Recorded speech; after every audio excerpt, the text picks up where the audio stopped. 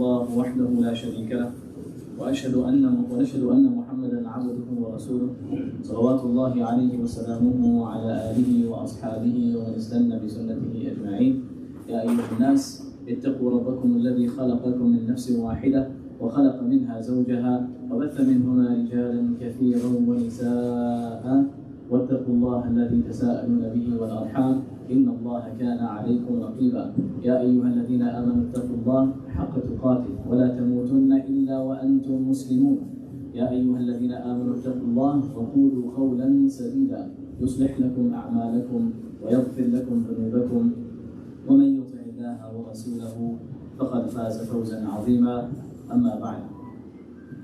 عباد Allah, we live in quite a tumultuous time where there are many groups, many factions, and many individuals doing many different things.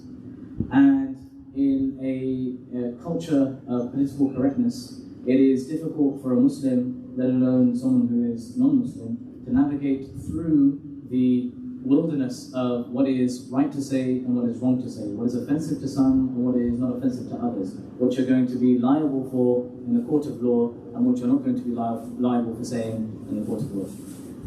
And what this does is it makes us afraid now then to speak up our mind and to speak from our hearts and say what we truly believe. Because to utter what you truly believe is to then be subject to ridicule, to the finger being pointed at you, to someone saying that you are backwards and archaic and come from a different world, and so on and so forth.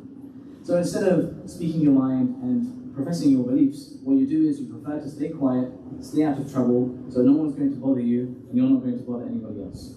But then what ends up happening is you end up sort of isolated, not feeling part of society, not feeling part of a community, and we find little isolated pockets where, mashallah, brothers and sisters that are like-minded and think like us end up creating a small group of a social gathering. And then what ends up happening is then we become entrenched in whatever this social group ends up saying and doing. Whatever the beliefs the social group has, they end up becoming our beliefs and we adopt them. Not because we are firmly with conviction that we believe the things that they are doing and the things that they are saying, rather because we ascribe to that group and we are from that group and they are our friends and we associate ourselves with them. That's why we say what they say and we do what they do. To the point where if that group is then criticized, we find ourselves, even if we agree with the person that is criticizing them, defending that very same group, even in the things that we disagree with. So it ends up becoming a cycle. And I spoke a little bit about this, about groupthink and about group mentality, a little bit about that last week, in the khutbah last week. The point of this khutbah is that what happens now is that you don't know what to like and what not to like. When something happens, should I condemn this? Should I hate it in my heart? We know that the Prophet ﷺ, he said, Man ra'a minkum munkaran, whoever from amongst you sees something that is wrong, something that is bad, something that is immoral, you have one of three options. The first option is that فَلْيُغَيِّرْهُ, that he changes it, بِيَدِهِ, like physically. He gets up, stands up, two people are doing something, separates them, right? Does something physical in order to prevent that wrong from taking place, right? Or the second thing that he has the option to do is to say something against it, right? أَوْ بِلِسَانِهِ, the Prophet ﷺ said, will he change it with his tongue? Meaning he says something, he advises, brother, sister, I advise you not to do this, this is wrong, this is immoral, this is going to take you down a path that is there's going to get to a point of no return. It's going to have an effect on your soul, it's going to have an effect on your akhirah, Allah is watching you, and so on and so forth. And the third and final option that a person has is to hate it in their heart, right? That I see something that is wrong in front of me, I don't say anything, and I don't do anything to change it, but deep down inside I hate that. I loathe that, I detest it. When I see it happening in front of me, there's something in my heart that I feel a sickness inside of me when I see it happen. And if I myself am the perpetrator of it, that sickness is even worse, right? Those are the three things from the Sunnah of the Messenger ﷺ that a person can do. So when we are trying to navigate ourselves through this environment of political correctness, we don't know whether we should change it with our hands. And if we change it with our hands, what's going to happen?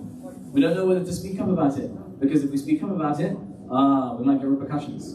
And if we hate it in our heart, is that enough? Because the Prophet ﷺ, he said, وَذَلِكَ أَضْعَفُ الْإِيمَانِ, that is the weakest of Iman. It's still Iman. It's still Iman, brothers, right, and sisters. It's not like you're not doing enough. No, you are doing enough. But it's just, you can do more, if possible. So when navigating through these things, we don't know what to think and what to feel, right? Take some principles that will help you through this, inshallah ta'ala. The first principle, and foremost principle, and probably the only principle that you need, is that anything that you should love and anything that you should hate should only be for the sake of Allah subhanahu wa ta'ala. That's the one and only principle that you probably need to navigate through all of this. What you love and what you hate, what you criticize and what you agree with, all of that is for the sake of Allah subhanahu wa ta'ala. And what does that mean? إِنَّمَا الْأَعْمَالُ بِالنِّيَّةِ. Your actions are by your intentions. Your actions are judged by your intentions. So whether you change something physically, whether you say or speak against something that is happening that is immoral, or whether you hate something in your heart, all of those three things are based on your intention. You love and hate for the sake of Allah subhanahu wa ta'ala.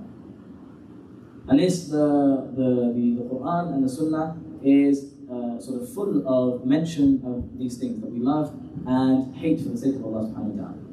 That we love and hate for the sake of Rasulullah sallallahu alayhi wa sallam. What the two came with, Allah and His Messenger, what they came with, which is one and the same thing, that is our the furqan, the criteria in which we judge everything around us with. We don't judge it based on the group that we ascribe to. We don't judge it based upon what they're wearing in their dress code. We don't judge it based upon the length of their beard or the color of their hijab. We don't do any of these things. Rather, we base it upon the Quran and the Sunnah.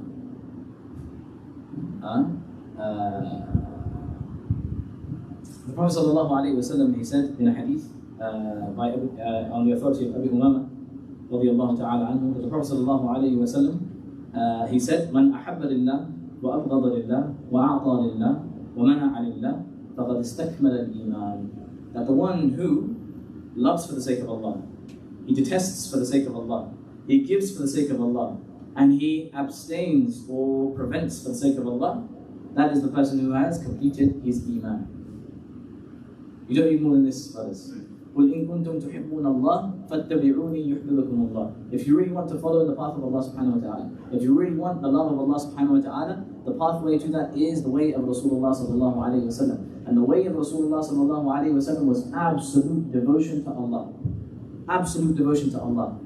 قُلْ إِنَّ صَلَاتِي وَنُسُكِي وَمَحْيَايَ وَمَمَاتِي لِلَّهِ رَبِّ الْعَالَمِينَ لَا شَرِيكَ لَهُ وَبِذَلِكَ أُمِرْتُ وَأَنَا أَوَّلُ الْمُسْلِمِينَ. Ibrahim alayhi salam came with the same sunnah as Rasulullah sallallahu alayhi wa sallam. And he said that, say, my prayer and my sacrifice, my life and my death are all for the sake of Allah subhanahu wa ta'ala. Every single facet of yourself and of your being is for the sake of Allah subhanahu wa ta'ala. This is something that is way out there. We're way beyond this. We're way far away from this, right? Our lives are all in dunya. We are drowning in dunya. We have no connection with Allah subhanahu wa ta'ala. And even if we do have a connection with Allah subhanahu wa ta'ala, it is minuscule, it is minute. It affects us only when we say Allahu Akbar, Alhamdulillahi Rabbil Alameen, Ar-Rahman Ar-Rahim. As soon as the taslim is done, the effect that the Quran and Sunnah have on our lives is very minimal. And this is a reality that we are all living.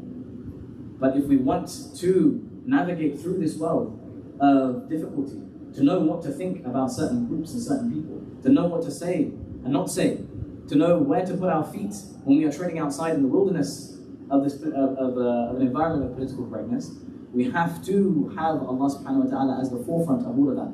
Otherwise, we will love for other than the sake of Allah.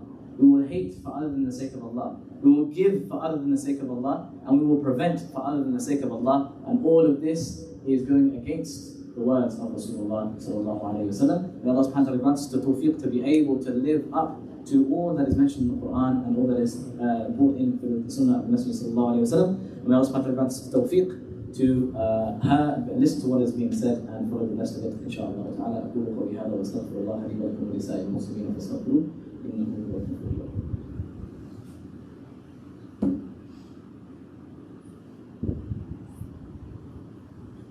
بسم الله والحمد لله والصلاة والسلام على رسول الله وعلى آله وصحبه ومن والاه وبعد. There is an hour in the day of Jummah in which if Allah subhanahu wa ta'ala is asked of anything, He doesn't leave the one who requests Him empty-handed. We don't know when that hour is going to be. We hope and pray that this is the hour. So we raise our hands and we ask Allah subhanahu wa ta'ala from the bottom of our heart, with the utmost ikhlas, to forgive our sins, to overlook our shortcomings, and save us from the punishment of the hellfire. We ask Allah subhanahu wa ta'ala to grant us the tawfiq of guidance and steadfastness upon the Siratul Mustaqim. We ask Allah subhanahu wa ta'ala to grant us steadfastness in our hearts, Ya Rabbil Alameen. We ask Allah subhanahu wa ta'ala to grant us the love of Allah and the love of His Messenger sallallahu alayhi wa sallam. We ask Allah subhanahu wa ta'ala to purify our hearts so that we have love for all those who follow in the footsteps of the Messenger sallallahu alayhi wa sallam. We ask Allah subhanahu wa ta'ala to plant in our hearts mercy and compassion for all those who have believed even though they make mistakes. We ask Allah subhanahu wa ta'ala to allow us to be able to look over the mistakes of others so that Allah subhanahu wa ta'ala will look over our own mistakes. We ask Allah subhanahu wa ta'ala to grant us the compassion so that our children can be raised in the comfort of Iman and on the discipline of the Sunnah of the Messenger sallallahu alayhi wa sallam. We ask Allah subhanahu wa ta'ala to grant us the tawfiq to be able to learn the Quran, to learn the Sunnah and live our lives by them both.